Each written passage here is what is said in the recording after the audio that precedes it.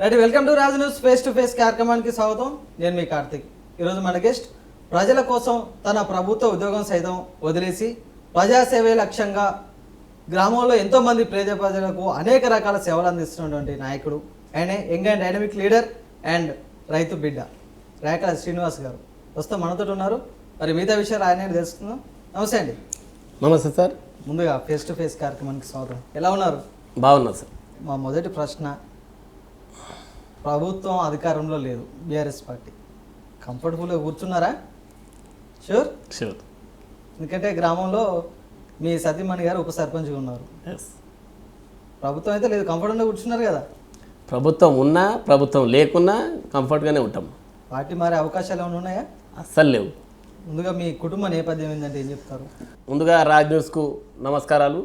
నా పేరు రేఖల శ్రీనివాస్. మాది తాజ్పూర్ గ్రామం, విలేజ్ తాజ్పూర్ గ్రామం, మండల్ భువనగిరి, యాదాద్రి భువనగిరి జిల్లా. నేను మా తల్లిదండ్రులు పెంటయ్య, బీరమ్మ. మా కుటుంబ నేపథ్యం, నాకు ఒక ముగ్గురు అన్నదమ్ములు, నేను అందులో చిన్నవాడిని. మా అన్న ఎలక్ట్రిసిటీ డిపార్ట్మెంట్లో లైన్మెన్, ఇంకో అన్న ప్రైవేట్ జాబ్ చేస్తుంటాడు. నేను కూడా గవర్నమెంట్ జాబ్ ఉండే ఇంతకుముందుకు, అంటే కాంట్రాక్ట్ బేస్ కింద ఒక 13 సంవత్సరాలు కాంట్రాక్ట్ బేస్ కింద ఎలక్ట్రిసిటీ డిపార్ట్మెంట్లో 900 రూపాయల జీతం నుండి నేను చేసి ఒక 25,000 రూపాయల సాలరీతో నేను రిజైన్ చేయడం జరిగింది.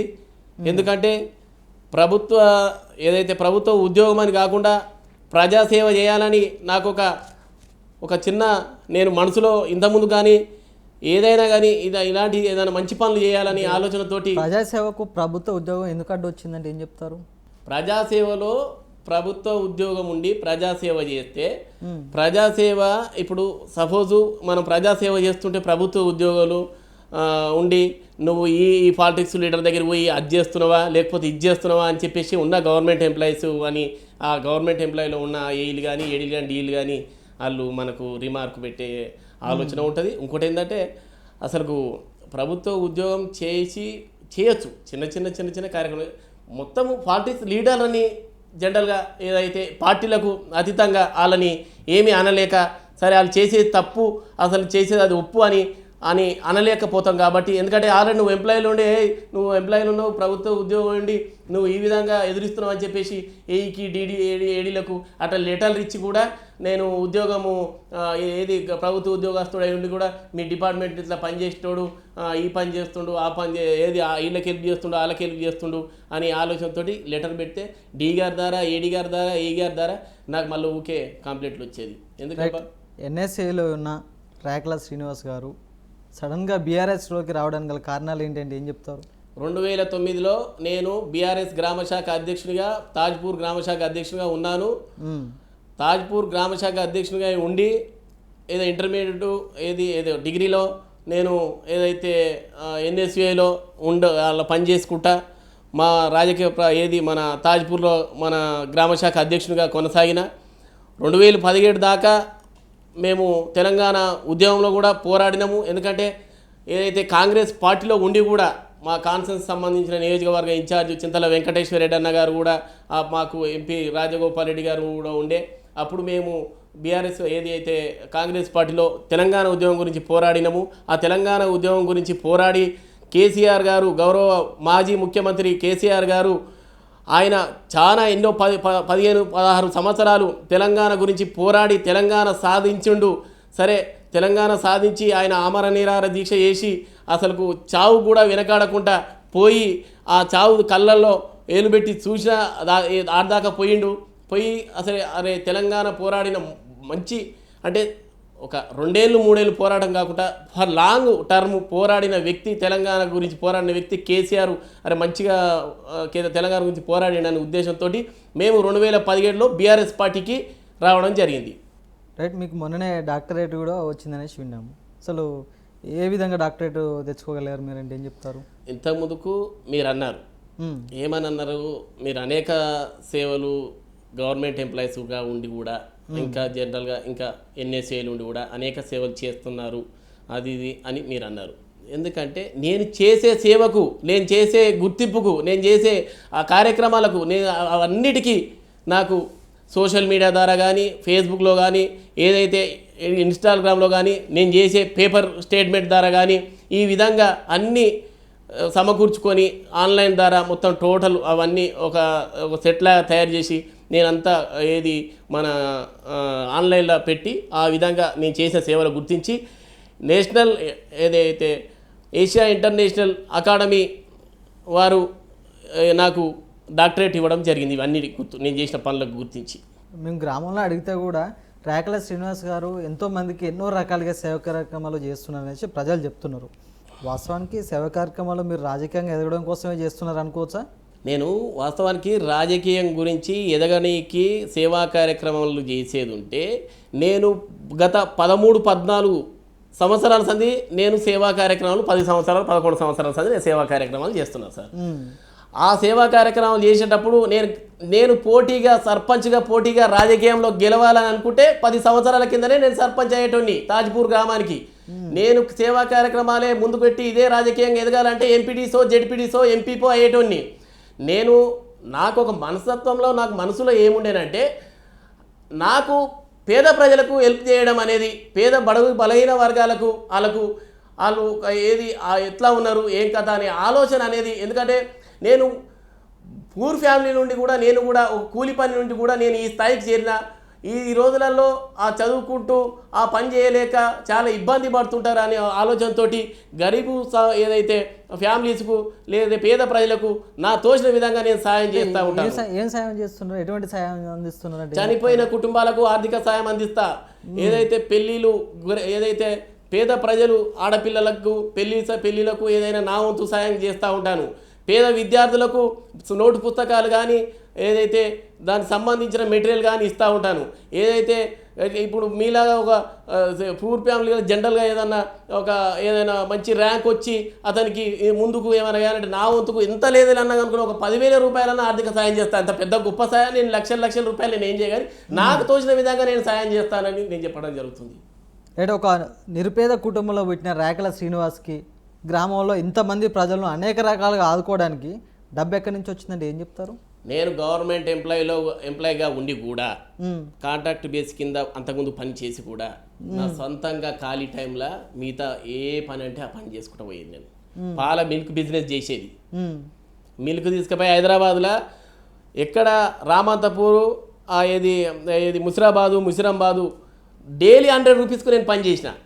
డైలీ 100 రూపీస్ 2000లో 200 లీటర్లు 300 లీటర్లు చెతక్ మీద తీసుకెళ్ళిన నేను వన్ వే రోల్లా తీసుకుపోయి. అప్పుడు కూడా గవర్నమెంట్ ఉద్యోగం 900 జీతం ఉంటే 3,000 రూపాయలు సంపాదించేది నేను బయట పాలకు. మాజీ మంత్రి మల్లారెడ్డి లెక్క పూల మీద సంపాదించారా మీరు? మేము పూల మీద అనట్లేదు, మల్లారెడ్డి లెక్క అంత స్థాయి మనది కాదు కూడా. ఎందుకంటే మన స్టేటస్కు నేను చెప్తున్నా ఎట్లా మీరు సంపాదించారు, ఏ విధంగా మీరు ఇట్లా చేసారు, ఆ విధంగా ఎట్లా చేసారు అంటే నేను ఆ రోజు 3,000 రూపాయలు కూడా నేను 1,000 రూపాయలు నేను పేద ప్రజల గురించి ఖర్చు పెట్టిన.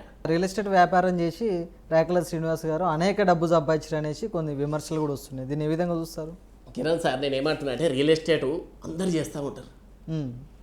మీరు ఈ స్టూడియోస్ కూడా జనరల్గా రాజ్ న్యూస్ లాగా చాలా ఛానల్స్ ఉంటాయి.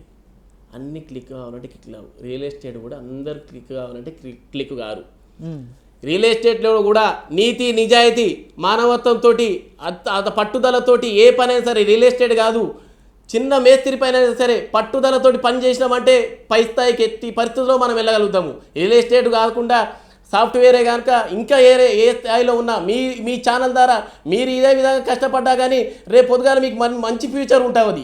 ఎందుకంటే ఏదైనా పట్టుదల అనేది దాని పట్టుదలతో పనిచేస్తే దేనికైనా గుర్తింపు ఉంటుందని నేను చెప్పడం జరుగుతుంది. రియల్ ఎస్టేటే కాదు, అన్ని ఏ దాంట్లో కూడా పట్టుదల ఉండాలి. రేకల శ్రీనివాస్ గారికి రియల్ ఎస్టేట్ పరంగా ఇంత స్థాయికి ఎదగడానికి గతంలో బీఆర్ఎస్ పార్టీ గట్టి సపోర్ట్ చేసిందనేసి బయట టాకు, వాస్తవేనా? తప్పు. బీఆర్ఎస్ పార్టీలోకి వచ్చినాక నేను తక్కువైనా నవ్వుతారు, నిజమే అనుకుంటా. లే బీఆర్ఎస్ పార్టీలోకి వచ్చినాకనే నా రియల్ ఎస్టేట్ తగ్గింది. అంటే నాకు వచ్చే వర్క్ ఏదైతే నాకు వచ్చే కస్టమర్లే కానీ నాకు వచ్చే మీలాంటి వారు ఎవరన్నా గట్లనే ఏదైనా ఒక ప్లాట్ తీసుకోవాలన్న వారు కనుక వాళ్ళకి నేను టైమే లేకపోయినా. ఎందుకంటే బీఆర్ఎస్ అధికార పార్టీలో నేను ప్రజలకు ఇంకెక్కువ సేవ చేయగలిగిన, బిజినెస్ తక్కువ చేసేసిన. ఏ పార్టీలో లేనప్పుడే నేను మంచి బిజినెస్ చేసుకున్నా. ఈ విధంగా చేసుకున్నా కానీ ఏదో కాంగ్రెస్ పార్టీ ఉన్నప్పుడు అట్లా చేసిరు, టీఆర్ఎస్ పార్టీ ఉన్నప్పుడు ఇట్లా చేసిరు, అధికార పార్టీ అనధికార పార్టీలు పనిచేసి దగ్గర ఏదున్నా న్యాయం అన్యాయం లేకుండా న్యాయమే పనిచేస్తుంది నా దగ్గర. కావాల్సింటే ఇదే ఊరు కాదు, నా తాజ్పూరే కాదు, భువనగిరి మండల్ కాదు, బొమ్మరావరం మండల్, ఇక్కడ చుట్టుపక్కల తాజ్పూరు ఏదో భువనగిరి మండలంలో 34 గ్రామ పంచాయతీలు ఉంటాయి, ఏదైతే బొమ్మరావరం మండలంలో 26 గ్రామ పంచాయతీలు ఉంటాయి. ఈ డివిజన్ పరంగా అడగండి, బీబీనార్తో సెట్ కూడా పలానా రాకల శ్రీనివాస్ ఎలాంటోడు, లంగన దొంగన ఏదైనా అడిగితే ప్రతి ఒక్కటి చెప్తాడు. రాకల శ్రీనివాస్కు నియోజకవర్గంలో, భువనగిరి నియోజకవర్గంలో బీఆర్ఎస్ పార్టీలో అంతో ఇంతో పేరున్న వ్యక్తి రాకల శ్రీనివాస్. అదే రాకల శ్రీనివాస్ బీఆర్ఎస్ అధికారంలో ఉన్నప్పుడు మీ గ్రామం చుట్టుపక్కల ఉన్నటువంటి ప్రభుత్వ భూములు కబ్జా చేసిన అనేసి ఆరోపణలు వస్తున్నాయి, వాస్తవం కాదు అది? మా గ్రామం చుట్టుపక్కల ప్రభుత్వ భూములే లేవు. లేవా? మా రెవెన్యూ చిన్నది, 360 ఎకరాలు సంబంధించిన ఆరోపణలు ఎందుకు చేస్తారు మీ మీద? ఎవరు కొంతమంది ఆరోపణలు చేస్తారు కదా. ఇప్పుడు ఏమంటారంటే ఏనుగు పోతుంటే కుక్కలు మస్తుగా మురుగుతూ ఉంటాయి, దాన్ని పట్టుకొని మనం ఆరోపణలు చేయడంలో ఇప్పుడు రేవంత్ రెడ్డి సార్ మీద, ముఖ్యమంత్రి మీద చేస్తలేరా, లేకపోతే ప్రధానమంత్రి నరేంద్ర మోడీ మీద చేస్తలేరా, లేకపోతే మాజీ ముఖ్యమంత్రి ఏదైతే చంద్రశేఖర్ రావు మీద చేస్తలేరా, లేకపోతే ఏదైనా సరే ఆరోపణలు అనేది కామన్. ఆరోపణలు అనేది కామన్.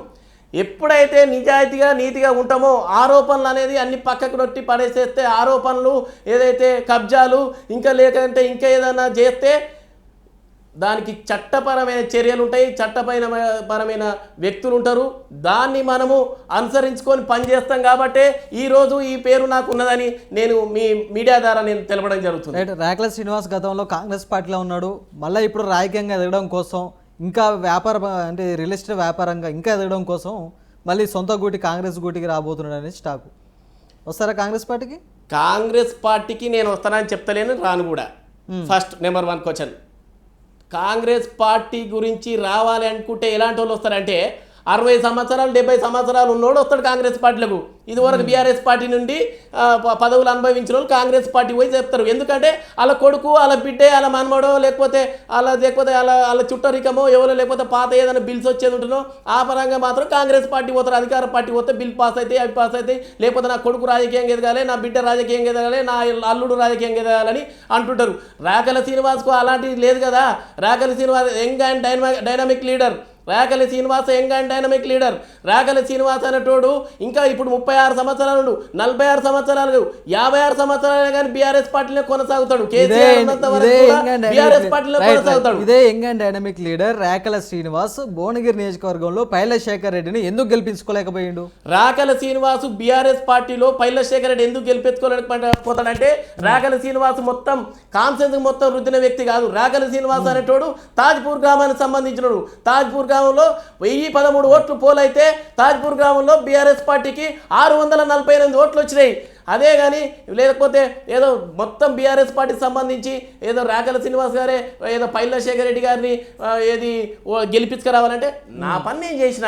ఇప్పుడు ఒక ఇంట్లో సరిపోయేంత అన్నం వండుకుంటాము, ఏవో కొడుకు బిడ్డే భార్యకు మనం వండుకుంటాము అంతే. అదే తింటాం మనము, అదే మనం వేస్ట్ చేయకుండా ఉంటాము. నా ఊరు నేను కాపాడుకొని నాకు ఓట్లు చేసుకున్నా, అంతేగాని నేను పక్క ఊరు గురించి మొత్తం నేను అంతా సెట్ చేయగలగా. నేను పక్క ఊరు గురించి చేస్తే ఆడ సర్పంచ్లు ఎడిపోతారు, వాళ్ళు ఎంపీటీసీలు ఎడిపోతారు, అవన్నీ ఎడిపోతారు. రాకల శ్రీనివాస్ గారు ప్రస్తుతం ఉన్నత స్థాయిలో ఉన్నా కూడా వ్యవసాయం ఎందుకు చేస్తున్నారంటే ఏం చెప్తారు? నేను ముందుగానే చెప్పిన కిరణ్ సార్, ఏమని చెప్పిన వ్యవసాయము బల్రు ఆవులు పాల ఇంత ముందుకు నేను చెప్పిన, నేను కూలి పని కంచెలు చేసిన చెప్తా. ఎందుకంటే మనకు వచ్చిన పని ఫస్ట్ చేసుకోవాలి. రియల్ ఎస్టేట్ ఏదో కంపెనీ టైం కాదు, పోయి వస్తాను ఏదో పొద్దుగాల 9 గంటలకు పోయి సాయంత్రం 5 గంటలకు వస్తాం. ఏ టైంలో చేసుకోవచ్చు, రోజు ఉండే పని కూడా కాదు రియల్ ఎస్టేట్. ఏదో ఆ మాసొక్క పొన్నానుకో నడుస్తుంటాయి ఆ వ్యవహారాలు. మాది ఏదైతే మిల్క్ డైరీ ఉందనుకో, పశుపోషణ అనేది పెంచితే మనకు మంచిది. అగ్రికల్చర్ వ్యవసాయం చేస్తున్న అనేది నలుగురిని పాలు ఒక 70-80 లీటర్లు చుట్టుపక్కల గ్రామాలకు అమ్ముతారు, లేదా పట్టణం? పట్టణం కాదు, డైరీ వస్తుంది తీసుకెళ్తుంది. వ్యాన్ ఒక ఆటో వస్తుంది, ఇక్కడ చుట్టుపక్కల డైరీస్ ఉంటాయి, అందులో మన డైరీ కార్డు కూడా వస్తుంది, వచ్చి తీసుకెళ్తాయి, కలెక్ట్ చేసుకొని పోతాయి. నియోజకవర్గంలో పైలశేఖర్ రెడ్డి ఓడిపోవడానికి గల కారణాలు ఏంటంటే ఏం చెప్తారు? వాస్తవానికి పైలశేఖర్ రెడ్డి మేము ఒక్కటే అనుకున్నాం, ఏదైతే ఉమ్మడి నల్లగొండ జిల్లాలో ఉన్న ఎమ్మెల్యేలు సపోజ్ ఓడిపోవద్దు, ఓడిపోయినా కూడా పైలశేఖర్ రెడ్డి ఒక్కటి గెలుస్తాడనేది మాకంతా తెలుసు. ఎందుకంటే పైలశేఖర్ రెడ్డి అనేటోడు ఒక నరం లేని నాలుక లాంటి వ్యక్తి. పైలశేఖర్ రెడ్డి అంటే మచ్చలేని వ్యక్తి.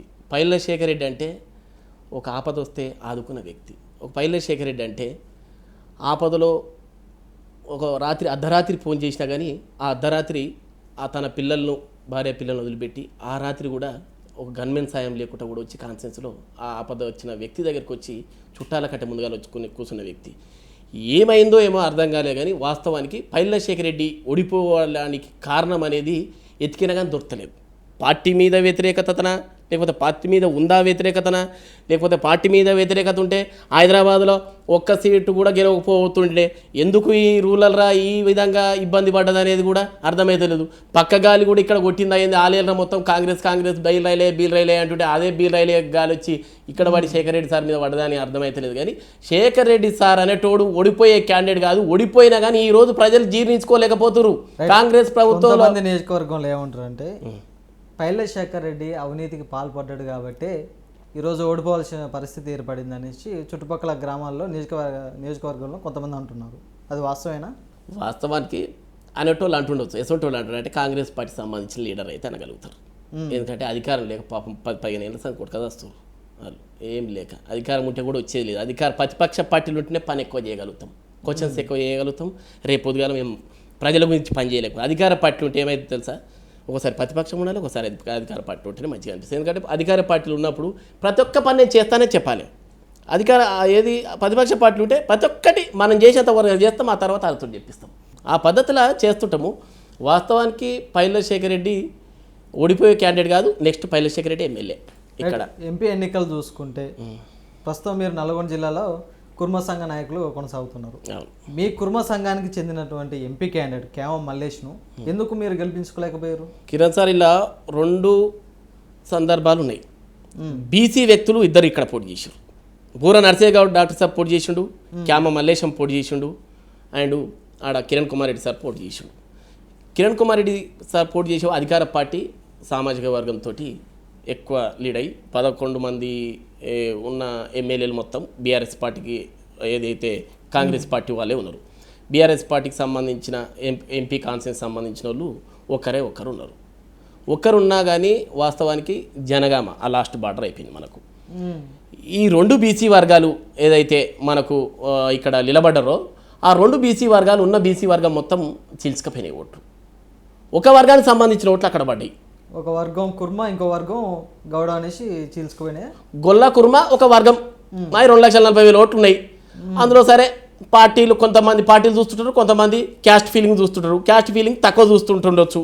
ఎందుకంటే ఆ పద్ధతిలో వచ్చేసే వరకలా కాంగ్రెస్ పార్టీకి ఈ కంచెలు కూడా అక్కడ ఓట్లు పోయినాయి.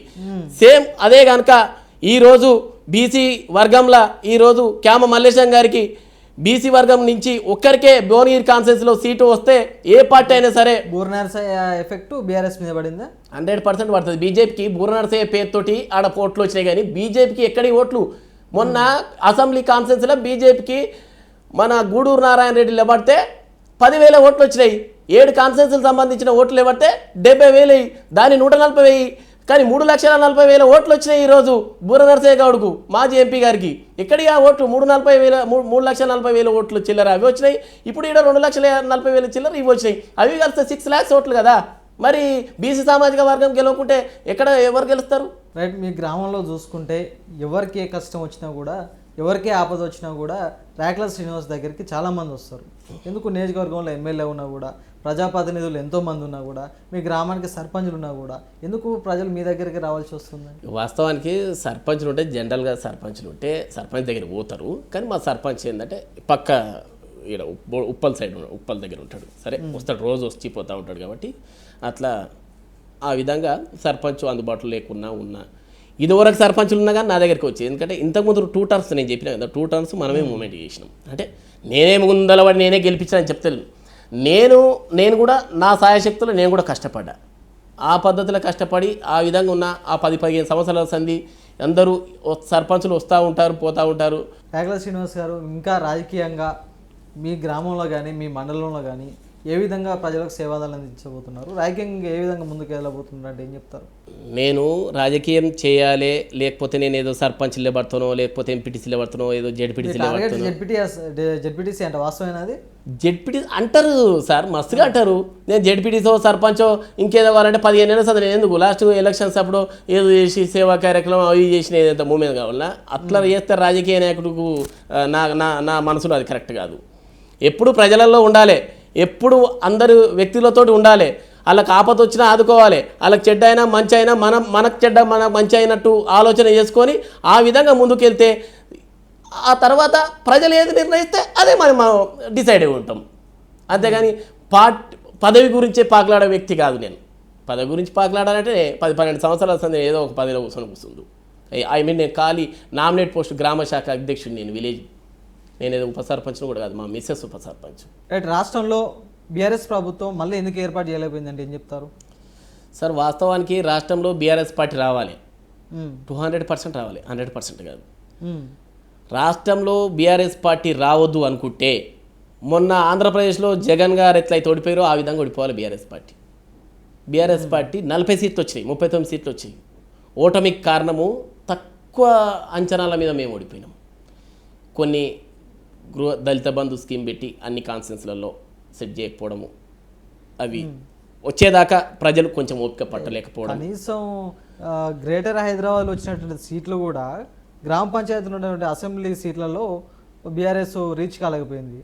సార్ నేను చెప్పేది దళిత బంధు స్కీమ్ అనేది టౌన్ హెడ్ క్వార్టర్లో ఏదైతే మున్సిపల్ సంబంధించింది కాకుండా రూరల్ సెక్షన్స్ ఎక్కువ ఉంటారు కాబట్టి అక్కడ హైదరాబాద్కు వలసపోయిన వాళ్ళు ఎక్కువ ఉంటారు కాబట్టి ఇక్కడ కాన్సెన్స్లో రాలే కాబట్టి ఓట్లు ఇక్కడ వేసేది, ఇక్కడ ఓట్లు వేయలే బీఆర్ఎస్ పార్టీకి. పక్కనకి వచ్చి నాకు రాకపోయే వాళ్ళకి ఆ విలేజ్లో వచ్చి ఈ విలేజ్లో రాకపోయే వాళ్ళకి అదొకటి మైనస్ అయింది. ఏదైతే డబల్ బెడ్రూమ్ సంబంధించింది అవి అన్ని ఇండ్లన్నీ కట్టి అవి అలాట్ చేయకపోవడం, కొన్ని ఇట్ల కాన్స్టిట్యూన్సీలలో అలాట్ చేసి మన కాన్స్టిట్యూన్సీలో అలాట్ చేయకపోవడము అనేది, అంటే ఇవన్నీ ఏ విధంగా అంటే ఇది అన్నిటికి కారణం బీఆర్ఎస్ పార్టీ ప్రభుత్వం, గత ప్రభుత్వం తప్పు కాదు. మన కరోనా కాలంలో 2 సంవత్సరాలు బీఆర్ఎస్ పార్టీ అనేక ఐసోలేషన్స్ కానీ అనేక ఏదైతే మన కరోనా వచ్చిన సంబంధించిన ఏది వ్యక్తులకు అదే లాక్డౌన్ వల్ల ఆ 2 సంవత్సరాల కాలం అలా గడిచిపోయింది కాబట్టి ఇక్కడ మేము సేవలు అందజేయలేకపోయినాం. టౌన్లో ప్రతి ఒక్కటి అందించాం. బీఆర్ఎస్ ప్రభుత్వం గ్రామ పంచాయతీలకు ఏం చేసింది? శ్మశాన వాటికలు కట్టియడం ఈయన చేసింది. గ్రామ పంచాయతీల ఏవేవైతే అవైలబుల్గా ఏవేవైతే కావాలో ప్రతి ఒక్కటి చేసింది. ఎట్లా ఉండే సార్ మురికి కాలువలు, చెత్త చెదారం, ఏది ఇంకుడు గుంతలు ఎట్లా ఉండే, చెత్త బండ్లు లేక ట్రాక్టర్స్ బీఆర్ఎస్ పార్టీ హయాంలో ట్రాక్టర్స్ చెత్త బండ్లు ఇప్పించడం వల్ల ఈరోజు ఒక్క మురికి గుంట అనుకుంటా లేకుండా పోయింది. ఏదైతే డంపింగ్ యార్డ్లు, శ్మశాన వాటికలకు సంబంధించింది, ఏదైతే సీసీ రోడ్లు, పల్లె ప్రకృతి వనాలు, ఏదైతే అండర్ గ్రౌండ్ డ్రైనేజీలు, అనేక సంక్షేమ పథకాలు బీఆర్ఎస్ పార్టీలో అయినాయి. కానీ ఇప్పుడు 8 నెలల కాలంలో ఏదైతే కాంగ్రెస్ పార్టీ పాలించబట్టి ఏమైంది సార్? కనీసం ఒక సీఎం రిలీఫ్ ఫండ్ చెక్ వచ్చిందా? లేకపోతే ఒక కళ్యాణ లక్ష్మి చెక్ వచ్చిందా? ఏదైతే రైతు బంధు వచ్చిందా? రైతు బీమా వచ్చిందా? ఏమొచ్చింది సార్? కాంగ్రెస్ పార్టీ 6 గ్యారెంటీలు ప్రజలకు ఉపయోగపడవా? ఏం ఉపయోగపడ్డాయి సార్? ఒక గ్యారెంటీ మీరు చెప్పండి, మీ ఛానల్ ద్వారా మేము కూడా ఉంటాం. ఏ గ్యారెంటీ ఓకే అయింది? ఏ గ్యారెంటీ బాగుంది? ఏదన్నా సక్సెస్ అయిన గ్యారెంటీ ఏదన్నా ఉన్నదా అందులో చెప్పండి. రైతు బంధు ఏది సార్? రైతు బంధు ఇప్పుడు దున్నుకున్న రైతులు ఆగమైపోతున్నారు. ఇప్పుడు రైతు బంధు ఎక్కడ పోయింది? ఆగస్టు రైతు బంధు కాదు సార్, రైతు రుణమాఫీ ఆగస్టులో చేసేది. రైతు రుణమాఫీ, రైతు బంధు అనేది ఇప్పుడు ఈ పంటకు కావాలి కదా. ఈ పంటకు ఎటుపోయింది? బీఆర్ఎస్ పార్టీలో ఉండగా ఈ పార్టీకి నెల ముందు వచ్చేది. ఆయన ఏం చేసిండో, ఏం కథనో, ఎట్లా సంపద సృష్టించిండో కానీ వాస్తవానికి రైతులను మాత్రం కడుపు కొట్టి మాత్రం బీఆర్ఎస్ పార్టీ కేసీఆర్ ప్రభుత్వం అనేది కాలే సార్. 100% కేసీఆర్ రైతుల పక్షపాతి కాకుండా రైతులకు మేలుకొనే పార్టీ. బీఆర్ఎస్ ప్రభుత్వం అధికారంలో ఉన్నప్పుడు ఎంతో మంది రైతులు ఆత్మహత్య చేసుకున్నారు. మరి దీన్ని ఏ విధంగా చూడాలి? కాంగ్రెస్ పార్టీ ఉన్నప్పుడు ఆత్మహత్యలు బయటకు వస్తున్నాయా? అసలు జరుగుతున్నాయా సార్? కాంగ్రెస్ పార్టీలో ఆత్మహత్యలు లిస్టే రెడీ అయింది. ఎందుకంటే అసలు చెప్పాలనుకుంటే చాలా మంది చనిపోయారు. ఇప్పుడు కరెంట్ ఉంటుందా సార్? 24 గంటల కరెంట్ అన్నప్పుడు ఇప్పుడు కరెంట్ ఉంటుందా? కరెంటు కూడా లేదు. ఏదో ఎప్పుడు పోతుందో తెలుస్తలేదు. 24 గంటల కరెంటు లేదు, రైతు బీమా లేదు, రైతు బంధు లేదు, ఏది లేదు. రైతులకు ఎరువులు కూడా దొరకడం లేదు సాధారణంగా. ఇప్పుడు కాంగ్రెస్ ప్రభుత్వం మరి రైతులకు 24 గంటలు ఇస్తుందని చెప్తున్నారు, మరి ఇవ్వట్లేదా? అది మనము ఏమంటారంటే రాజ్ న్యూస్ ద్వారా మనం ఒకరోజు సపరేట్ ఒక 2 hours టైం ఇస్తే ఈ కాన్సెన్స్ ఆ కాన్సెన్స్ ఒక 2, 3, 4, 5 కాన్సెన్స్లు తిప్పితే సరిపోతుంది. మనం మొత్తం అన్నమంతా వండినాక మొత్తం గంటబెట్టి మొత్తం మనం కలిసి చేయితో చూడవలసిన అవసరం లేదు. ఒక మెతుకు పట్టుకుని తెలుస్తుంది. 10 మంది రైతులను అడిగితే తెలుస్తుంది కరెంట్ ఏ విధంగా ఉంటుంది. ఈరోజు తెలంగాణ రాష్ట్రంలో కరెంట్ ఏ విధంగా ఉంటుంది అనేది ఒక రైతు పట్టుకుంటే ఒక రైతుని అడిగితే చెప్తాడు. టీఆర్ఎస్ అధికారంలో ఉన్న 10 సంవత్సరాలు రైతులకు 24 గంటల కరెంట్ అందించిందా? 24 గంటల కరెంట్ ఉండనే పట్టుకునే కదా సార్. రైతులు మనం పండించే వరి ధాన్యాన్ని ఢిల్లీ రాష్ట్రము అప్పుడు ఢిల్లీ ఏదైతే నరేంద్ర మోడీ కేంద్ర ప్రభుత్వం కూడా ఒడ్లు కొనుగోలు చేయనని చెప్పింది. ఎట్లా కొనుగోలు చేయమని చెప్పేసి ఢిల్లీలో పోయి ఇట్లా మేము ధర్నా చేసినాం. ఎట్లా రైతులు ఏడ చూసినా రైతు కళ్ళల్లో ఆనందం నింపిండంటే కేసీఆర్ ప్రభుత్వంలో. ఈ ప్రభుత్వంలో ఇంతవరకు ఇంకా కాలే, ఇంకా ముందైతుందో చూడాలి. రైట్. అదే రైతులకు ఉపయోగపడే మీ నియోజకవర్గంలో ఉన్నటువంటి బసవాపురం ప్రాజెక్టు అది పూర్తయిందంటే ఏం చెప్తారు? బసవాపురం ప్రాజెక్టు, కాళేశ్వరం ప్రాజెక్టు అన్ని పూర్తిమయంలో అన్ని పూర్తయినాయి. ఏదో ఒక పిల్లర్ పొంగిపోయింది. బసవాపురం ప్రాజెక్ట్ నుంచి నీరు రైతులకు అందుతుందా?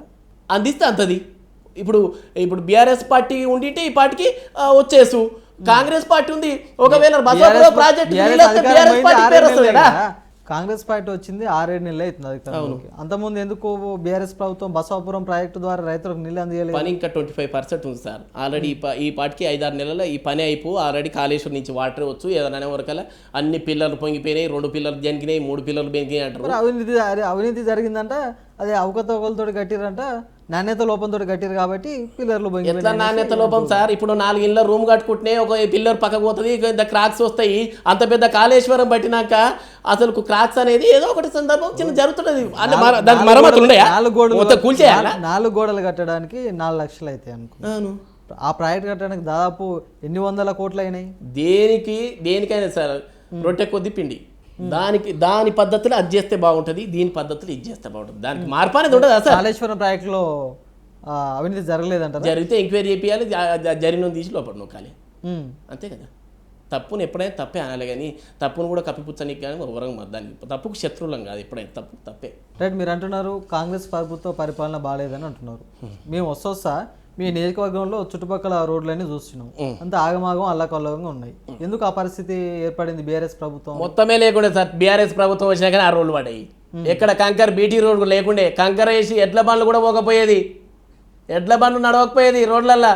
కాంగ్రెస్ ప్రభుత్వం ఉన్నప్పుడు ఇప్పుడు రోడ్లు పడ్డాయి. నూనె పోస్తే జారిపోతట్టుంది రోడ్లు. ఎందుకు సింగిల్ రోడ్ అంటే ఒకటి ఉంటుంది సార్. వాస్తవానికి ఏంటంటే ఏ పరిధి ఈడ డబల్ రోడ్ ఉండాలన్నా, ఈడ సింగిల్ రోడ్ ఉండాలన్నా, లేకపోతే ఈడ ఎంత పరిధి రోడ్లు ఉండాలి అనేది మొత్తం హైదరాబాద్ మున్సిపల్ లాగా రోడ్లు మొత్తం కాన్సెన్సులు కానీ రాష్ట్రం మొత్తం కానీ ఉండాలంటే ఉండయి. మీ మండలంలో చుట్టుపక్కల చూస్తే కంకరదేలు ఉన్నాయి రోడ్లు.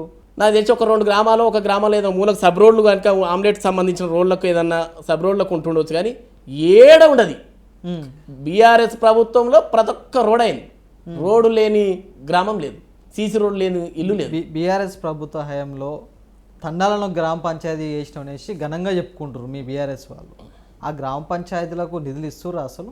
తండాలలో ఇచ్చిన కాడికి ఆల్రెడీ ఆల్మోస్ట్ ఇచ్చినాం సార్. ఇచ్చారు. మా గ్రామ పంచాయతీ ఉంది. ఆ గ్రామ పంచాయతీ తెలంగాణ రాష్ట్రంలో సపరేట్ ఏం కాదు కదా సార్. మా గ్రామ పంచాయతీకి వచ్చిన నిధులే కదా ఆ పక్క గ్రామ పంచాయతీలలో పోతాయి. తండాలల్లో గ్రామ పంచాయతీలు, తండా గ్రామ పంచాయతీలు ఏకగ్రీవంగా చేసుకుంటే బీఆర్ఎస్ ప్రభుత్వం దాదాపు 50 లక్షల వరకు గ్రామ పంచాయతీకి ఇస్తా అని చెప్పింది. ఇప్పటి వరకు మీ చుట్టుపక్కల ఉన్న తండాలలో కూడా 1 లక్ష రూపాయలు కూడా ఇవ్వలేదనేసి ఇంతకుముందు ఉన్న సర్పంచులు వాపోతున్నారు. మా కాన్సెన్స్లా రాష్ట్రం మొత్తం నేను చెప్పలేను, జిల్లా మొత్తం నేను చెప్పలేను. మా కాన్సెన్స్లా ఏ తండాకైనా కానీ కనీసం 50 నుంచి 60 లక్షల రూపాయలు 50 నుంచి 60 లక్షల రూపాయలు పెట్టిండు మా ఎమ్మెల్యే గారు. ప్రతి ఒక్క తండాకు కూడా ప్రతి ఒక్క తండాను డెవలప్ చేసినాం మేము. ప్రతి ఒక్క తండాల కాన్సెన్సీకి సంబంధించిన ప్రతి ఒక్క తండాల భవనాలు పడ్డాయి, ప్రతి ఒక్క తండాల సీసీ రోడ్లు పడ్డాయి, ప్రతి ఒక్క తండాల అండర్ గ్రౌండ్ డ్రైనేజీలు పడ్డాయి, ప్రతి ఒక్క స్కూల్ కాంచెలు కూడా మేము మరమ్మతులు చేసినాం. ఎట్లా కాంగ్రెస్ పార్టీలో దొడ్డు బియ్యం ఉండే, సన్న బియ్యం తీసుకొచ్చినాం పిల్లలకు పౌష్టికాహారం. ఏది మన ఏదైతే ప్రెగ్నెన్సీకి సంబంధించిన వాళ్ళకు ప్రతి ఒక్కటి అసలు చేయందంటూ లేదు సార్.